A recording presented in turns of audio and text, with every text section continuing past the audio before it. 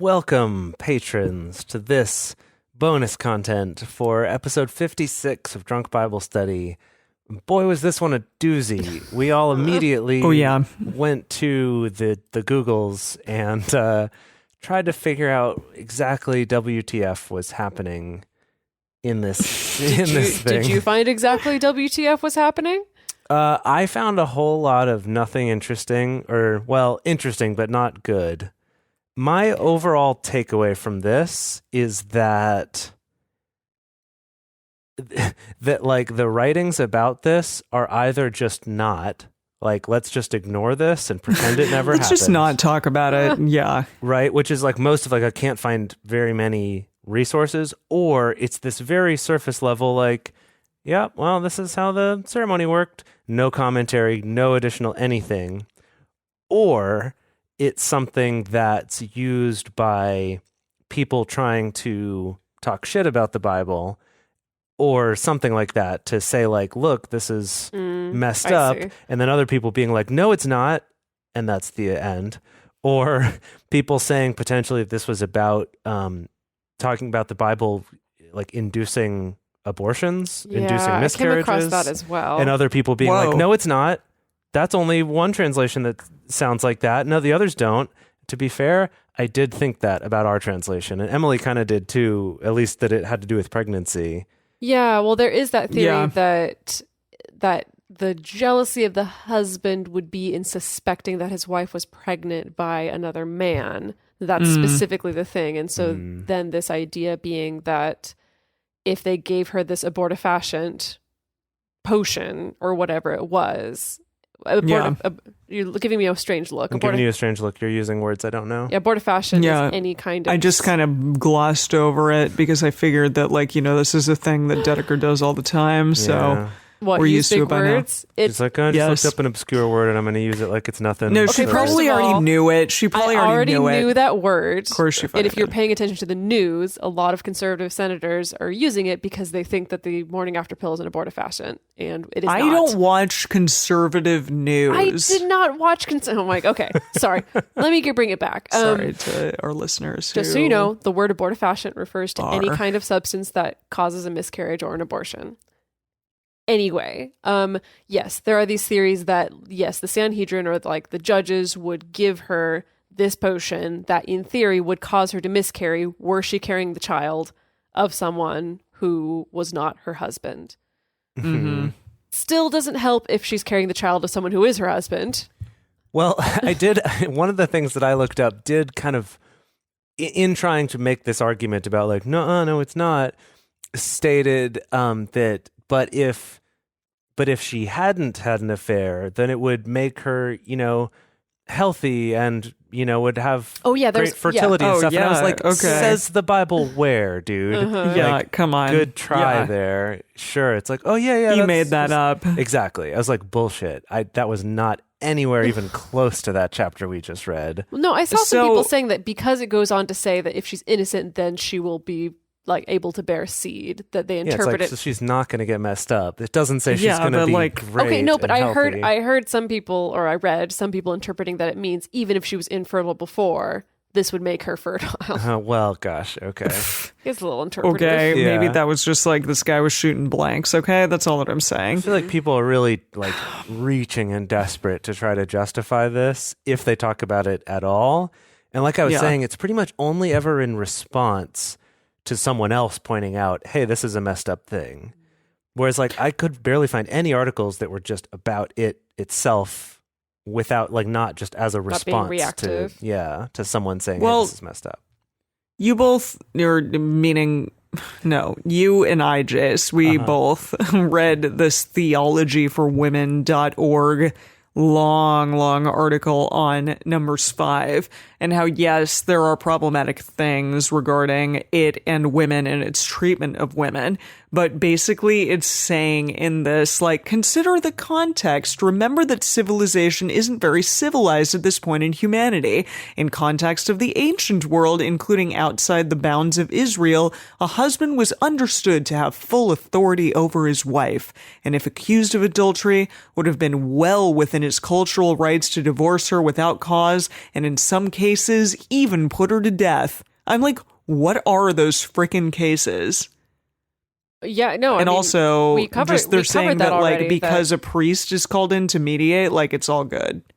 Well, we covered that already. Like that was covered in Leviticus. This idea of like if you catch someone in the act of adultery, both parties get put to death. Like that's just it's like no questions. That was like for all y'all out there who've watched The Handmaid's Tale. There's a scene. That's what it's based on. Just that. That's exactly the whole point. Yeah, the Bible is based on The Handmaid's Tale. So, I know Margaret Atwood is immortal and basically has been around since the dawn of time. And she knows. Yep. She knows. I definitely found some people putting in commentary of like, just the nature of this, like the nature of putting someone through this ordeal and the way that human beings would respond to it. It would be clear if someone was innocent or guilty just based on how they would react to having to go through this test. And I'm like, because that works so well with the witch trials. Exactly, because it's like with the witch trials, you're like, we're gonna burn you. If you don't burn, you're a witch, and if you burn, you're a human. It's like, she's acting all nervous. Clearly, she's a witch. It's that kind of thinking. And yeah. I mean, this is problematic, obviously, in so many ways. And I just feel bad for women of the time. I feel bad that, like, and it's understandable that women now are angry. I'm angry. I'm sure you're angry, Dedeker. We're all just angry because... Don't even get me started. Well, exactly. It's just been, like, thousands upon thousands of years of oppression. And it's hard because, like, there are people out there, like Mike Pence, who just look at the Bible and they're like, yeah, this is like a thing that, is something that we have to take, to the letter of the law. And, so I was actually just reading aloud to Dedeker the other day. Oh yeah? Some like worksheet material from a site called Queer Theology that I follow, that I find very interesting. But in it, they were talking about kind of how to approach the Bible, how to read the Bible. And they were kind of addressing one of these, like what they were saying is a common misconception about the Bible is that it is an instruction book, is that it has all the answers you need and all the things that we've heard Christians say. It's like, it's the only book you need. Like if you ever need an answer. Basic instructions before leaving Earth. Yeah. Okay. Yep. All those things people say.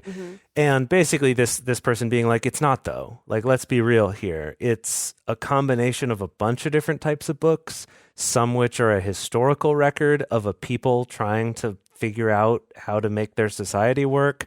Other parts of it are poetry, other parts of it are genealogies. Like there's a bunch of different stuff, but none of them are trying to be a book of answers. Like the Bible's not a self-help book. It was never meant to be, and it's only much later that people have kind of tried to put that on it, which I think very much applies here. My question is, if it isn't those things that people like often tout it as, then what is the Bible? Is it like essentially a written record of like shit that happened back in the day? Part of it or stories that were told back in the day, and of censuses. Well, that's the thing. In the case of feel numbers, like we had this conversation very early on. Is that the Bible is not just one thing, even though many people will try to tell you that it is just one thing. You know, and it's also one thing that was decided through an editing panel in like the year 300 or something like that. Well, yeah, it was just It's just so interesting because, the two of you, like, theoretically, I'm assuming, this is a big, like, presumption here, but I'm assuming that, like, you looked at the Bible when you were younger through the lens that it was given to you, which I'm assuming was, like, your parents really believed in it and really cared about it, and it became this thing that was very, like, intense and big for them. But someone like me, who comes to the Bible through no lens, through no knowledge whatsoever, through even like skepticism, it's such a different text than like I think it probably would have been presented to the two of you. And I'm sure it's like different going back and having all that knowledge that you once had in your head and now like reliving it, rereading it, or reading it for the first time. It's got to be fascinating from your standpoint too. Well, yes, but bear in mind that when you're a young, innocent child, Yeah. You don't read these parts. well, first of all, you don't read these parts, but you second don't of read all, like much of it. but you still read some intense, disturbing parts. But like many young children, you take cues from the adults around you, right? Yeah. And so if the adults read a passage that's about how like the Israelites slaughtered and enslaved thousands of people, and the adults are like, good for the Israelites. God made that happen. They're the chosen people, that you as a child are also like, okay, cool, great. Yeah, good for them. Like you don't think about the implications because you haven't been taught to think about the implications. You've been taught what you've been taught. And so yes, for me with a lot of this, it is going back and be like, okay. Wow, that's upsetting and disturbing and a little weird, but like that's not a lot of these things are not things that occurred to me as a child because you're there relying on the adults to help you understand what it means. Well, but that's like scary as fuck. We were talking about this on our other podcast about how children are capable of feeling normal base level emotions of like fear or sadness or happiness, but like having an emotional reaction to like being told about a tragedy, like to a more complex thing where the tragedy of it is more complex, is something you have to learn later on in life. Yeah. And I think that especially if you're just not even encouraged to like really think the whole thing through, it's just sort of like, okay, yeah, that's a fact. I think the same thing happens with history, right? That you could learn in history class about some terrible thing that was done to the Native Americans, for example. Yeah. And it doesn't go into that much detail, but there is enough there that if you were paying attention and thinking critically, you'd go, wait a minute, this is really messed up to the people on the other side of this. But it's like, because you don't spend time on that, you just don't think it. And I feel like a similar thing happens here. Yeah, it's like there's this surface level of like, yeah, this is a thing that happened, but never going any deeper than these are the implications of that. Right. Yeah. Or going deeper into like, and we think these are the good guys. And especially if the implications reflect not so favorably on the person who wrote the history book. Right. Yeah. I mean, I definitely, Numbers 5, did not read as a child, was not taught to me. However, if it was, I suspect that the way it would be taught to me would be something along the lines of, so there's this situation where a woman commits adultery, but no one knows if she actually did or not. There's no witnesses, there's no proof, but God was the one who witnessed. And so he gave us this ritual, or gave them at this time this ritual to be able to determine. And what an amazing thing that magically, if she was innocent, she would be fine. And if she wasn't innocent, then supernaturally this would happen. Like this is a way of God enacting his judgment and giving his people a way to be able to have justice even when there's like no witnesses and no proof. That's how it would have been taught to me, is like this highlights the power of God. And it wouldn't be taught to me in a sense of like, this was messed up. Of course not. Yeah. Well, I think that's something too, is that I think the reading of this and the understanding of it is very different if you 100% are believing that God is actively involved in all of the things that God is said to be that actively is being attributed involved in, to God. right? Yeah. So like the same with the casting lots. That we talked about that before, I think in one of the bonus episodes about casting lots and how it was done. Like with it's the essentially runes, with the priests. right. It's essentially rolling dice, and that in some accounts it looks back and like I think specifically Jewish scholars are like, yeah, this was a thing that was done to kind of make decisions where the outcome didn't really matter. For example, of choosing which goat was the scapegoat and which goat when you need wasn't. a random number generator. Right. You just need a random decision made. And rather than sitting around in a committee and trying to decide, it's just like, we're going to let God decide. Boom, done. But for, I think, a lot of conservative Christians who maybe look at this less critically, it is just like, no, God actually decided those things. And this is how they determined the will of God. Yeah. Yeah. I'm really curious to see what kind of interpretations there are of this, specifically amongst Jews.